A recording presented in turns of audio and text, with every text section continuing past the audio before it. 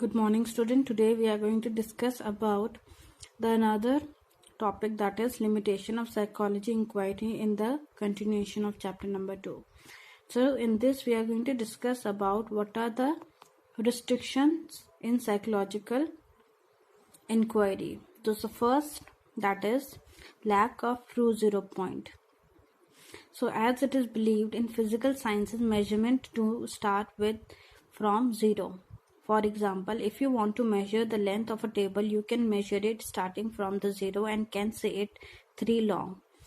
If we compare with the psychological measurement, do not have a true 0 point. For example, no person in this world has zero intelligence. All of us have some degree of intelligence.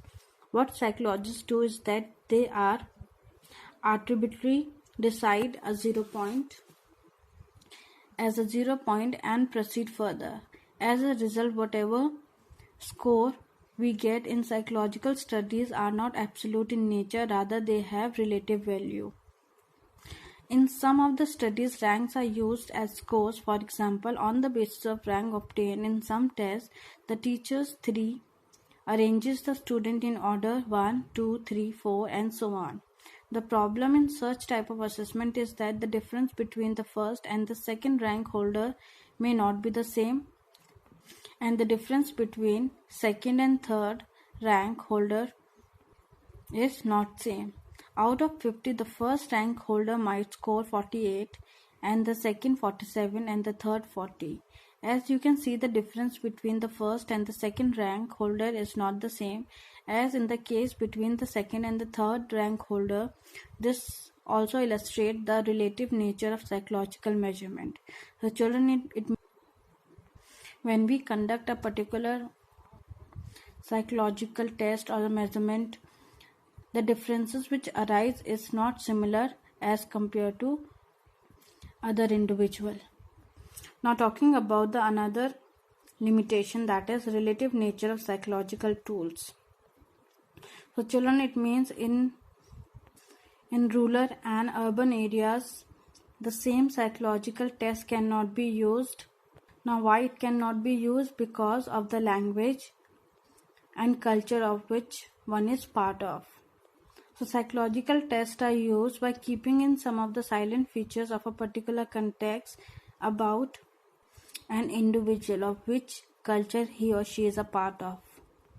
For example, a test developed for urban student may contain items that demands familiarity with the stimuli available in the urban setting, multi-stored building, airplanes, metro, railways. Such a test is not suitable for the use with the children living in tribal areas, who would be more at ease with the items that describe their flora and fauna. Similarly, a test developed in the Western countries may or may not be applicable in the Indian context. Such tests need to be probably modified and adapt, keeping in view that the characteristics of the context in which they are used to.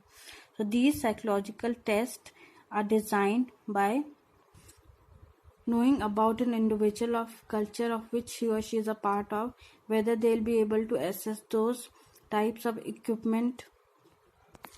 Now the third limitation is subjective interpretation of qualitative data. The information which is collected by using the qualitative data depends upon the researcher as well as the person providing data. So the interpretation may vary from one individual to another. It is therefore often suggested that in the case of qualitative studies, the field work should be done by more than one investigator, who at the end of the day should discuss their observation and arrive at the agreement before finally giving it a meaning. In fact, one is better off if the respondents too are involved in such meaning making process. So children, it means to come up with the right conclusion, one need to have the two researcher in the field work so that they can interpret the right meaning of an individual's experiences.